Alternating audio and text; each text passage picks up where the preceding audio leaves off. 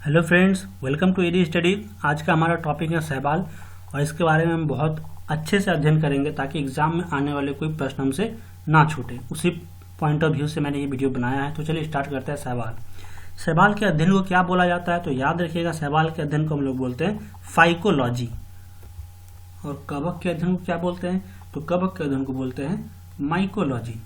तो आप कंफ्यूज नहीं होइएगा। मैंने बताया था पिछले लेक्चर में कि इसको FM से याद करेंगे। F से फंगस, फंगस का मतलब होता है कवक, और M फॉर माइकोलॉजी, इसको ऐसे याद कर लेंगे। और फाइकोलॉजी तो शैवाल का अध्ययन, कंफ्यूजन नहीं होगा। ऐसा आप ट्रिक बना के इसको याद कर सकते हैं। शैवाल एक बहुकोशिकीय जीव है और इसमें क्लोरोफिल पाया जाता है, ठीक है। और ये ज्यादातर कौन कौन से क्षेत्र में पाए जाते हैं? तो जो नमी युक्त स्थान होते हैं, जहाँ की नमी ज्यादा होती है, या फिर ठंडे प्रदेश होते हैं, वहां पे भी शैवाल पाए जाते हैं। जो गर्म झील होते हैं, गर्म झील का तापमान ज्यादा होता है, फिर भी शैवाल वहां पे सरवाइव कर लेते हैं। समुद्र का पानी, उसमें भी नमी ज्यादा होती है, मतलब नमक की मात्रा ज्यादा होती है, नमकीन होता है, वहां भी शैवाल पाए जाते हैं। समुद्र के गहराई में भी शैवाल पाया जाता है। जैसे आप ये पिक्चर में देख रहे होंगे, ये पूरा शैवाल समुद्र में दिखाई दे रहा होगा आपको। ये तालाब का क्षेत्र है। तो शैवाल रुके हुए पानी में ज्यादातर पाया जाता है। समुद्र के तो बहुत गहराई तक पाया जाता है, जहां तक सूरज का रोशनी पहुंच जाए वहां तक शैवाल पाया जाता है। और मछली जो होता है और भी कीट उससे अपना भोजन प्राप्त करते हैं। इन सब जगह के सिवा आप देख सकते हैं, जैसे मिट्टी में भी शैवाल, जहाँ पे पानी जम जाता है वहां पे हम लोग जिसे जनरल भाषा में काई बोलते हैं, वो लगा हुआ होता है। पत्थरों पे भी शैवाल बहुत ज्यादा दिन तक, यदि पत्थर पड़ा हो किसी जलीय क्षेत्र में, तो उस पर भी शैवाल अपने आप क्या होता है, पनप जाता है। आगे बात करेंगे कि इसमें रिप्रोडक्शन कैसे होता है। तो ये हमने जाना कि शैवाल किस किस क्षेत्र में पाए जाते हैं। तो जैसे मैंने बताया कि शैवाल बर्फीले क्षेत्र में, गर्म क्षेत्र में, सभी जगह ज्यादातर पाए जाते हैं। तो जो क्षेत्र में शैवाल पाए जाते हैं उसको हम लोग अलग अलग नाम से जानते हैं। जैसे वैसे शैवाल जो बर्फीले क्षेत्र में, यानी कि जहाँ का तापमान बहुत कम है, वहां पे पाए जाने वाले शैवाल को हम लोग क्रिप्टोफाइट बोलते हैं। जैसे बहुत अलग अलग प्लांट जो अलग अलग क्षेत्र में पाए जाते हैं उसको भी अलग नाम से जानते हैं। वैसे शैवाल जो बर्फीले क्षेत्र में पाए जाते हैं उसको हम लोग क्रिप्टोफाइट बोलते हैं। बहुत इंपॉर्टेंट है, एग्जाम में कितना बार पूछा गया, इसलिए इसको याद रखिएगा कि बर्फ में पाए जाने वाले शैवाल को हम लोग क्रिप्टोफाइट बोलते हैं। नेक्स्ट, वैसे शैवाल जो पत्थरों पे उगते हैं उसे हम लोग लिथोफाइट बोलते हैं। तो इसमें कंफ्यूज नहीं होइएगा। जनरली यदि पौधा का भी बात करें, यदि कोई प्लांट, पौधा जो पत्थरों पर उगते हैं उन्हें हम लोग लिथोफाइट बोलते हैं। इंग्लिश में ऐसे लिखे लिथोफाइट। तो इससे आप एक बात यहाँ पे नोट कीजिएगा कि लिथो का मतलब ही होता है पत्थर और फाइटा का मतलब होता है प्लांट, यानी कि वैसा प्लांट जो पत्थर पे उगता हो या पत्थर पे लगा हो, उससे हम लोग लिथोफाइट बोलते हैं। और शैवाल भी एक तरह का प्लांट ही है। अभी जो हम लोग पढ़ रहे हैं ये पादप जगत के बारे में ही पढ़ रहे हैं, ठीक है। तो कंफ्यूज नहीं होगा। वैसे शैवाल या फिर कोई पौधा जो पत्थर पे उगता है उसे हम लोग लिथोफाइट के नाम से जानते हैं। जैसे आपको इस इमेज में दिख रहा होगा, ये सारे शैवाल कहाँ पे, चट्टानों पे, समुद्र के बगल में जो चट्टान है वहां पे उगे हुए हैं, और इसे हम लोग क्या बोलेंगे, इसे बोलेंगे लिथोफाइट। नेक्स्ट जानते हैं शैवाल का न्यूट्रिशन। न्यूट्रिशन मतलब पोषण। पोषण कैसे करते हैं, अपना भोजन वो कैसे प्राप्त करते हैं? तो शैवाल, अभी मैंने दिखाया कि शैवाल का कलर कैसा था, ग्रीन था। जब शैवाल का कलर ग्रीन था, इसका मतलब उसमें क्लोरोफिल था। और जब उसमें क्लोरोफिल था तो वो क्या करेगा, प्रकाश संश्लेषण यानी कि फोटोसिंथेसिस का प्रोसेस उसमें होगा। और जब फोटोसिंथेसिस का प्रोसेस उसमें होगा तो वो अपना भोजन, फूड, वो खुद से बना लेगा। और जो भोजन खुद से बनाते हैं उसे हम लोग क्या बोलते हैं, उसे हम लोग बोलते हैं ऑटोट्रॉफ। और इसे ही हिंदी में हम लोग बोलते हैं स्वपोषी। यानी कि शैवाल कैसा होता है, तो स्वपोषी होता है। तो इसे रखना नहीं पड़ेगा, आप सिर्फ एक इमेज ध्यान में रखिए कि शैवाल का कलर ग्रीन होता है, इसका मतलब उसमें क्लोरोफिल, और वो अपना खाना खुद से बनाएगा। तो उसका पोषण कैसे होगा, वह स्वपोषी होगा। शैवाल तो स्वपोषी होते हैं, लेकिन एक बात बहुत इंपॉर्टेंट है कि शैवाल पूर्ण रूप से विकसित नहीं होते। इसका मतलब क्या हुआ? इसका मतलब ये कि जो प्लांट विकसित होते हैं, इसका मतलब उसमें सब चीज अवेलेबल रहता है। उसमें फल भी होते हैं, उसमें फूल भी होते हैं जिसको फ्लावर बोलते हैं, उनमें संवहनीय उत्तक, जाइलेम, फ्लोएम, सारा चीज अवेलेबल होते हैं। तभी हम बोलेंगे कि वो पूर्ण रूप से विकसित प्लांट है। लेकिन जो शैवाल है वो पूर्ण रूप से विकसित नहीं होते हैं। इसका मतलब ये हुआ कि उसमें जाइलेम और फ्लोएम नहीं पाए जाते हैं, उनमें संवहनीय उत्तक नहीं पाए जाते हैं, ठीक है। तो ये भी एग्जाम में प्रश्न कई बार पूछे गए हैं कि शैवाल पूर्ण रूप से विकसित नहीं होते हैं। क्यों? क्योंकि उनमें जाइलेम और फ्लोएम नहीं पाया जाता है, लेकिन वो अपना भोजन खुद से बनाते हैं। इस बात को याद रखिएगा। नेक्स्ट और बहुत इंपॉर्टेंट पॉइंट कि शैवाल में प्रजनन किस प्रकार से होता है। तो ऐसे प्रजनन जनरली 3 प्रकार के होते हैं। पूरे यदि हम लोग पूरे साइंस की बात करें तो 3 प्रकार के रिप्रोडक्शन हम लोग देखते हैं। सबसे पहला लैंगिक, जिसको सेक्सुअल रिप्रोडक्शन बोलते हैं। दूसरा अलैंगिक, जिसे एसेक्सुअल रिप्रोडक्शन बोलते हैं। और तीसरा कायिका, जिसे हम लोग वेजिटेटिव रिप्रोडक्शन बोलते हैं। मैं इंग्लिश और हिंदी दोनों साथ लेकर चल रहा हूँ ताकि जो स्टूडेंट हिंदी में पढ़ रहे हैं उनको भी कंफ्यूजन ना हो, प्रॉब्लम ना हो, और ना जो हिंदी में पढ़ रहे हैं उन्हें कोई प्रॉब्लम हो। तो लैंगिक जनन, अलैंगिक जनन और कायिका जनन, ये तीनों प्रकार के प्रजनन शैवाल में देखे जाते हैं। तो हम लोग एक एक प्रजनन को डिस्कस करते हुए चलेंगे। सबसे पहले जानेंगे लैंगिक जनन के बारे में। तो लैंगिक जनन 2 प्रकार के लैंगिक जनन शैवाल में देखे जाते हैं। सबसे पहला समयुग्मकी, जिसे हम लोग इंग्लिश में आइसोगैमस बोलते हैं। समयुग्मकी का मतलब क्या हुआ?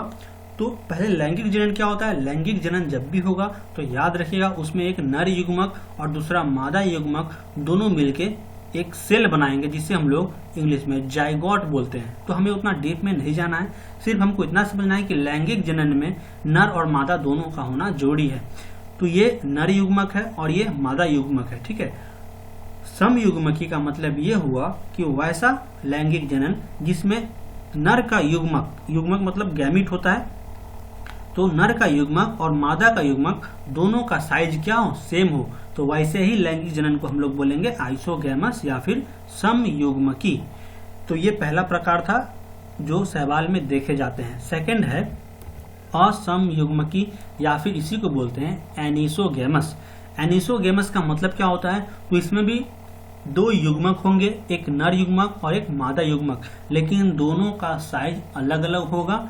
या तो एक बड़ा होगा और दूसरा छोटा होगा, लेकिन दोनों का साइज एक समान नहीं हो सकता है। तो वैसे ही प्रजनन को हम लोग बोलते हैं असमयुग्मकी, मतलब वैसा रिप्रोडक्शन जिसमें नर युग्मक और मादा युग्मक का जो साइज क्या हो, दोनों अलग अलग हो, और यही 2 युग्मक आगे जाके फ्यूज होके नए सेल का निर्माण करते हैं और यही सेल बड़ा होकर फिर से नया शैवाल बन जाएगा।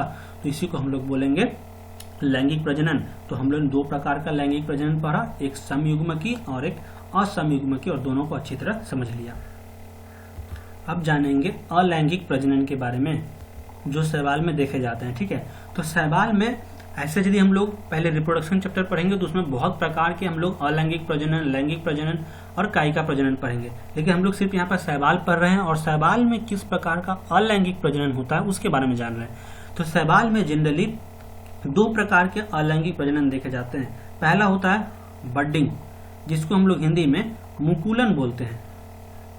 मुकुलन, तो मुकुलन की विधि में क्या होता है? जैसे कोई शैवाल है और ये शैवाल में कोई बड निकला, बड मतलब होता है मुकुलन, एक छोटा सा ब्रांच, गांठ जो उससे निकला। ये क्या होता है? इस बड से, ये कोई शैवाल था, ये जो मैं पेंट कर रहा हूँ ये कोई शैवाल है और इसमें एक छोटा सा बड गांठ निकल गया। अब क्या होगा कि ये गांठ बड़ा होकर के अलग हो जाएगा और ये अलग शैवाल बन जाएगा, और ये जो शैवाल था ये एक नया शैवाल बन जाएगा और ये वाला एक नया शैवाल बन जाएगा। तो इसी को प्रोसेस को बोलते हैं हम लोग मुकुलन बोलते हैं। तो जो छोटे शैवाल होते हैं उसमें क्या देखा जाता है? मुकुलन यानी कि बडिंग देखा जाता है, और जो बड़े शैवाल होते हैं उनमें स्पोर्स के थ्रू रिप्रोडक्शन होता है। स्पोर्स क्या होता है उसको समझ लेते हैं। जैसे ये मान लीजिए कोई शैवाल है, ये कोई एल्गी है, शैवाल है, तो शैवाल में क्या होता है? ये छोटा वाला पार्ट देख रहे हैं, इसको हम लोग बोलते हैं स्पोरेंजियम। क्या बोलते हैं? इसको हम लोग बोलते हैं स्पोरेंजियम। और इसी के अंदर एक छोटा छोटा दाना भरा रहता है जिसको हम लोग बोलते हैं स्पोर्स। ये छोटा वाला हिस्सा देख रहे हैं क्या? स्पोर्स है।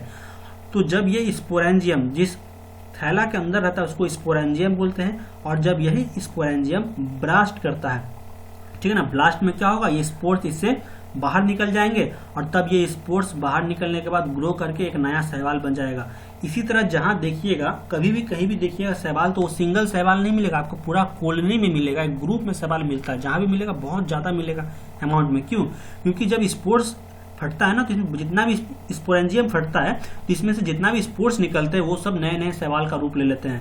तो ये एक प्रकार का अलैंगिक प्रजनन शैवाल में देखा जाता है। बहुत बार एग्जाम में पूछे गए हैं कि स्पोर्स शैवाल में किस प्रकार के रिप्रोडक्शन देखे जाते हैं, तो ऑप्शन में आपको स्पोर्स देगा। तो स्पोर्स क्या हुआ?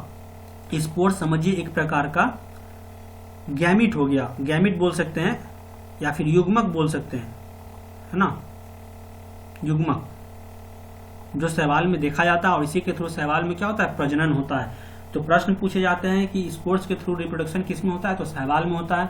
कवक में भी होता है, इस बात को भी नहीं कंफ्यूज होइएगा। कवक में शैवाल में दोनों में स्पोर्स के थ्रू प्रजनन देखे जाते हैं। तो दो प्रकार के अलैंगिक प्रजनन पर है, पहला स्पोर्स के थ्रू और दूसरा बर्डिंग के थ्रू।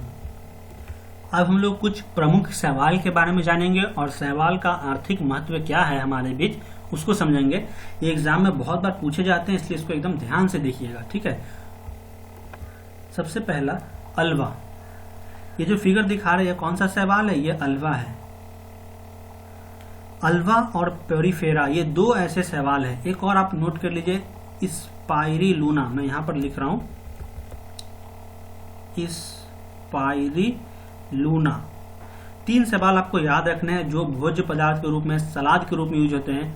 अल्वा, पेरिफेरा और स्पाइरुलिना। ये अल्वा का फिगर है और ये जो फिगर देख रहे हैं ये स्पाइरुलिना का फिगर है, ठीक है ना।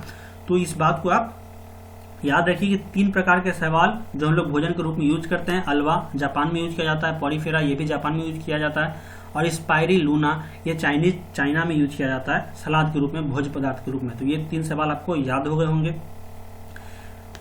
एक बात और नोट करने वाली बात है कि अल्वा को हम लोग समुद्री सलाद भी बोलते हैं। ये भी एग्जाम में कई बार पूछा गया है। सिर्फ अल्वा को क्या बोलते हैं, समुद्री सलाद बोलते हैं इसको, इस बात को भी याद रखिएगा। Next chlorella. क्लोरेला का यूज अंतरिक्ष यात्री करते हैं।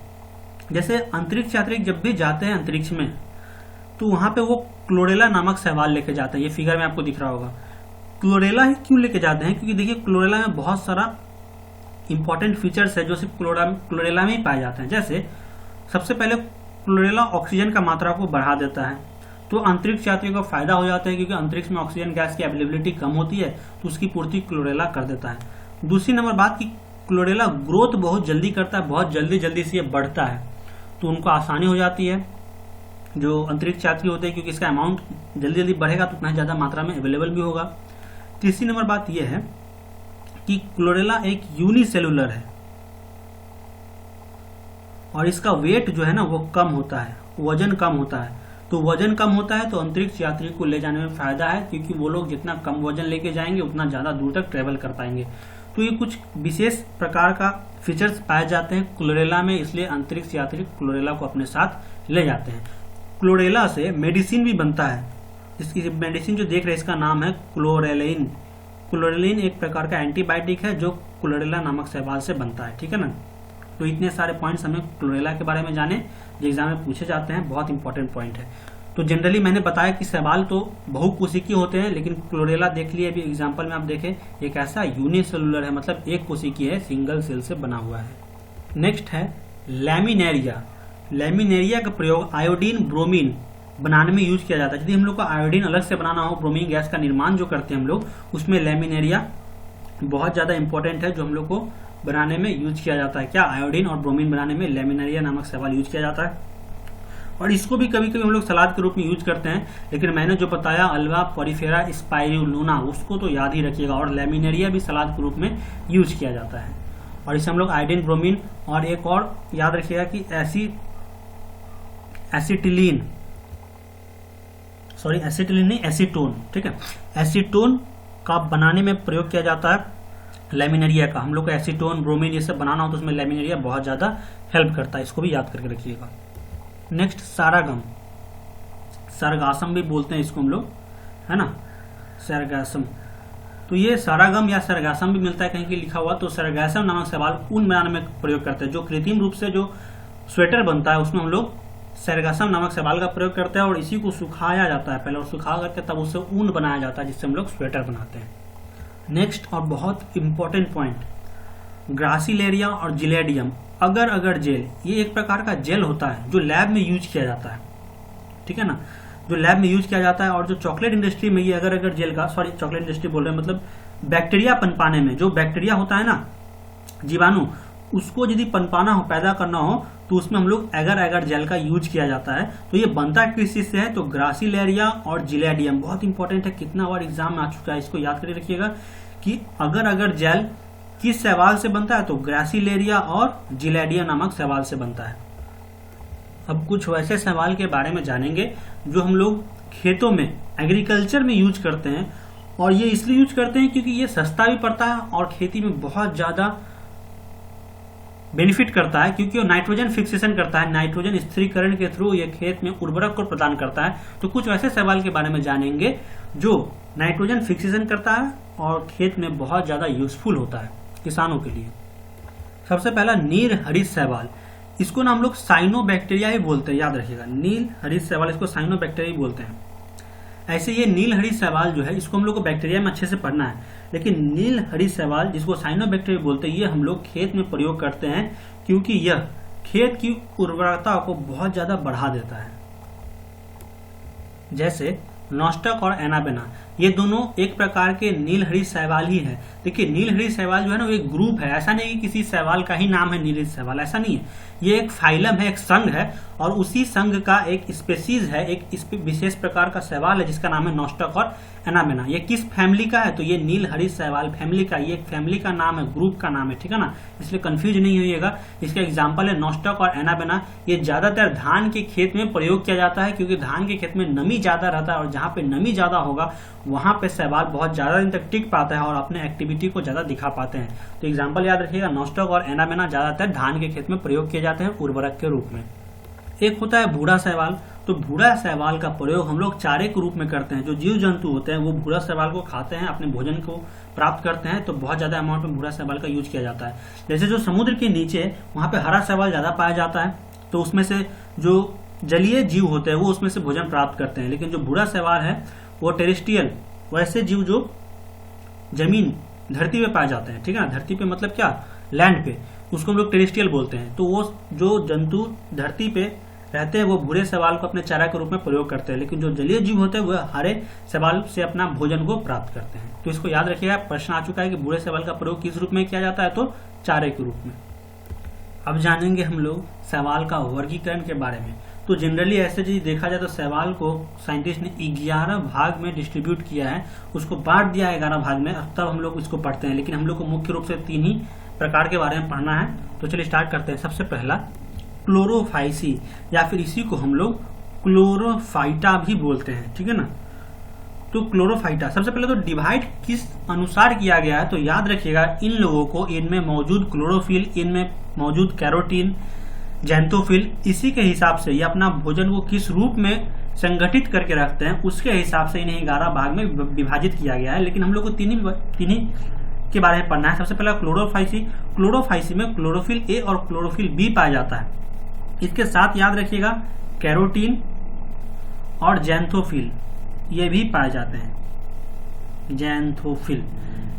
तो ये मैंने इसलिए नहीं लिखा क्योंकि जो तीनों टाइप हम पढ़ेंगे उस तीनों में ये दोनों पाया जाता होगा, कैरोटीन और जैंथोफिल तीनों पाया जाता होगा। तो क्लोरोफिल ए और क्लोरोफिल जिसमें पाया जाता है उसको हम लोग बोलते हैं क्लोरोफाइसी। दूसरा है फियोफाइसी, या फिर इसी को हम लोग फियोफाइटा भी बोलते हैं। तो इसमें पाया जाता है बीटा क्लोरोफिल ए और क्लोरोफिल सी, और इसमें भी कैरोटीन और जैंथोफिल दोनों पाए जाते हैं। इसलिए मैंने नहीं लिखा है क्योंकि तीनों में पाया जाता है, जो हम तीनों पढ़ेंगे उस तीनों में पाया जाएगा। तो सबसे पहला क्लोरोफाइसी, उसके बाद फियोफाइसी और लास्ट में रोडोफाइसी। रोडोफाइसी में विटामिन ए और डी पाया जाता है, ठीक है ना, सॉरी क्लोरोफिल ए और डी पाया जाता है। तो इस बात को आप कैसे याद रखिएगा, तो आप विटामिन ए बी, उसके बाद ए सी, उसके बाद ए डी ऐसे याद कर लीजिए, और इसको लाइन से याद कर लीजिए, क्लोरोफाइसी, फियोफाइसी और रोडोफाइसी 2-3 बार बोलिएगा तो याद हो जाएगा। और इस तीनों में कैरोटीन और जैंथोफिल पाया जाता है, इसको नहीं भूलिएगा, एग्जाम में इससे प्रश्न पूछे जा चुके हैं। ये जो रोडोफाइसी है, अभी मैंने बताया था अगर अगर जेल, ये जो अगर अगर जेल होता है वो कौन कौन से शैवाल से बनता है, तो जिलेडियम और ग्रेसिलेरिया, अभी हमने पढ़ा था। तो वो जिलेडियम और ग्रेसिलेरिया है वो रोडोफाइसी ग्रुप का ही शैवाल है, तो एग्जाम में पूछे जाते हैं। और इसका कलर कैसा होता है, तो याद रखिएगा इसका कलर होता है रेड। क्लोरोफाइसी का कलर कैसा होता है, तो इसका कलर होता है ग्रीन। तो ये सब भी एग्जाम में प्रश्न पूछे जाते हैं। तो एक बार पूछा गया था कि अगर अगर जेल जो बनता है उसका कलर कैसा होता है, रेड होता है, और इसको हम लोग रोडोफाइसी बोलते हैं, ठीक है ना। तो याद रखिएगा ग्रासिलेरिया और जिलेडियम ये दोनों लाल शैवाल है या फिर रोडोफाइसी ग्रुप के शैवाल है। अगला पॉइंट, ये बहुत इंपॉर्टेंट है, इसको नोट करके रखिएगा कि लाल शैवाल का रंग लाल क्यों होता है, तो वो होता है ट्राइकोडेस्मियम के कारण। ये ट्राइकोडेस्मियम के कारण लाल शैवाल का रंग लाल होता है, और ये समुद्री क्षेत्र में पाए जाते हैं।